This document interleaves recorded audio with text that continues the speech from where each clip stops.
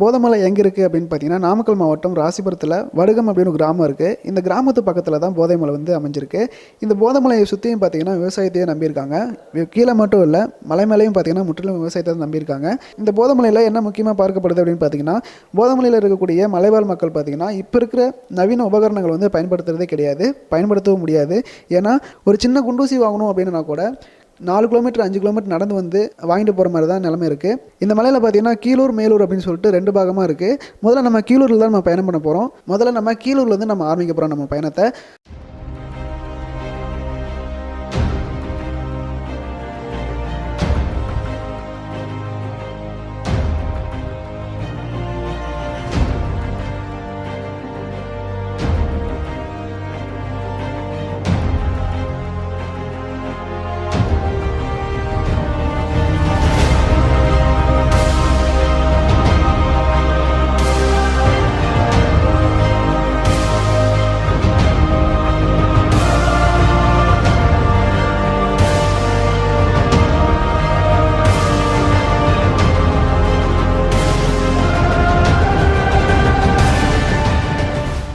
போதைமலையில் பார்த்தீங்கன்னா நிறைய சிறப்பு அம்சங்கள் நிறையவே இருக்குது.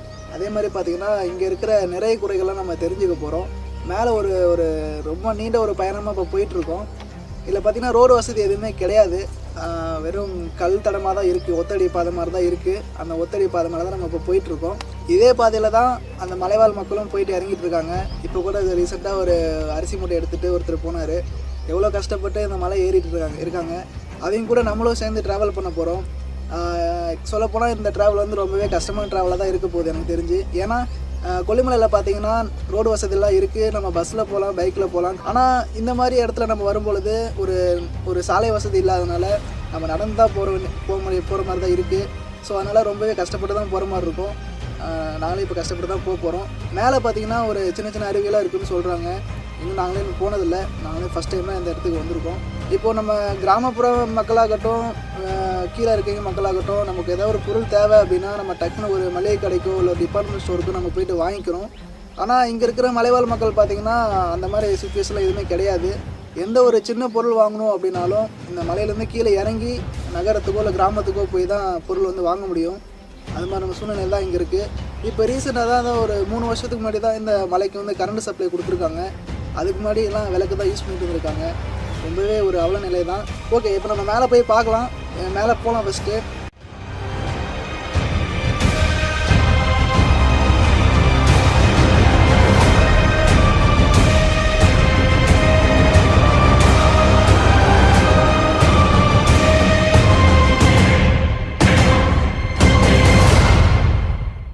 நாலு கிலோமீட்டர், அதாவது இப்போ இந்த சர்வே பண்ணது பார்த்தீங்கன்னா 11 கிலோமீட்ரு ஃபாரஸ்ட் ரெண்டு மட்டும்.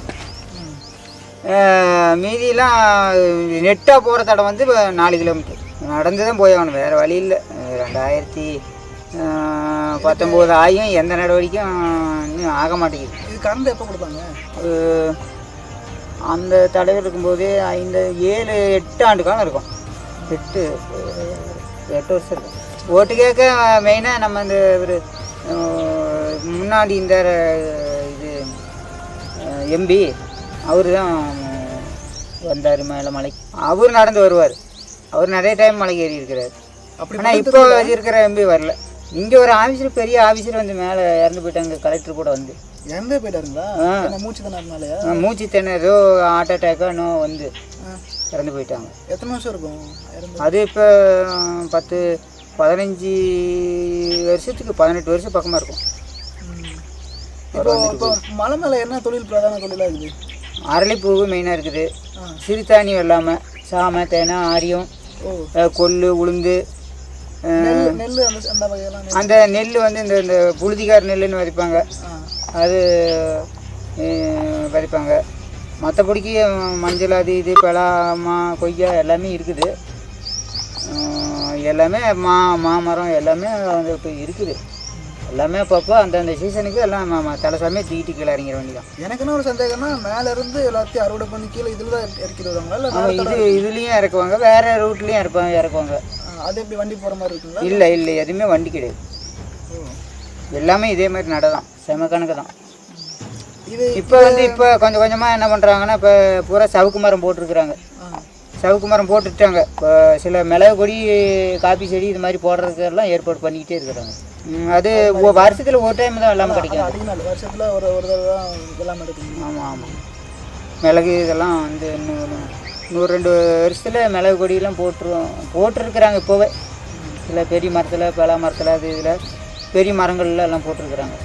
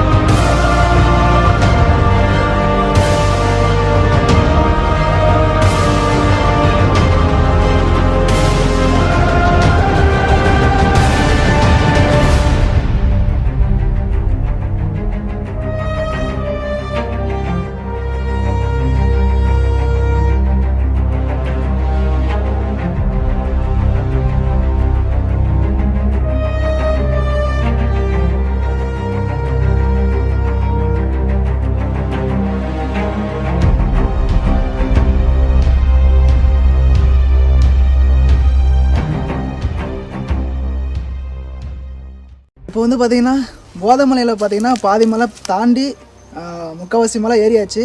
இன்னும் கொஞ்சம் தூரம் போனோம் அப்படின்னா ஒரு ஆறு வரும்னு சொல்லியிருக்கிறாங்க. அந்த ஆறில் போயிட்டு குளிக்கலாம். இப்போ இந்த இடத்த பார்த்திங்கன்னா ரொம்பவே புதராக இருக்குது. எல்லாம் விழுந்தோம்னா என்ன ஆகுன்னே தெரியாமல் இருக்குது. இந்த இடத்துக்கு வர்றது அவ்வளோ சாதாரணமான விஷயம் இல்லை. ரொம்பவே ஒரு டஃப்பான ஒரு விஷயமாக தான் பார்த்தேன் நான். யாராவது வரீங்க அப்படின்னு ஒரு பிளான் போட்டு நல்லா பெரிய பிளானாக போட்டு வாங்க. சும்மா சிம்பிளாக போகலாம், அசால்ட்டாக ஏறிடலாம், அது மாதிரி நினச்சி வராதிங்க தயவு செஞ்சு. இப்போ நாங்கள் எடுத்து வந்தது பார்த்திங்கன்னா ஒரு லிட்டர் வாட்டர் கேன் மட்டும்தான் எடுத்து வந்தோம் 3 பேர்த்துக்கு. அதுவே பத்தலை. ஸோ நடந்து வரும்போது பார்த்திங்கன்னா இடையில தண்ணி வசதி எதுவுமே கிடையாது, ஆறு வசதி எதுவுமே இல்லை. இந்த சைடு வந்ததுக்கப்புறம் தான் ஒரு சின்ன ஆறு ஒரு அருவி ஒன்று பார்த்தோம். நீங்கள் கூட பார்த்துருப்பீங்க. அந்த அருவிக்கு போகலான்னு பார்த்தா கூட ரொம்ப போக முடியாத ஒரு தடத்தில் தான் இருக்குது அப்படின்னு சொல்கிறாங்க. ஸோ அதனால் போக முடியல. பரவாயில்ல, இன்னும் கொஞ்சம் மேலே தூரம் போனோம் அப்படின்னா ஒரு சின்ன ஒரு ஓடை மாதிரி ஒரு அருவி மாதிரி போகும்னு சொல்கிறாங்க. அந்த இடத்துக்கு நம்ம போகலாம், எப்படி இருக்குன்னு சொல்லி பார்க்கலாம். இங்கே பாருங்க, அதாவது எந்த ஒரு கேப்புமே இல்லாமல் ரொம்ப எந்த ஒரு 2 மரத்துக்கு நடுவில் சென்டரில் கூடு கட்டியிருக்கு சிலந்தி. வழக்கமாக பார்த்திங்கன்னா மரத்துக்கு கிளையில நடுவில் வீட்டில் இது மாதிரி தான் சிலந்தி வந்து கூடு கட்டும். ஆனால் இந்த இடத்துல பார்த்திங்கன்னா எந்த ஒரு அந்த மரத்துக்கும் இந்த மரத்துக்கும் சென்டரில் வந்து கூடு கட்டியிருக்குது.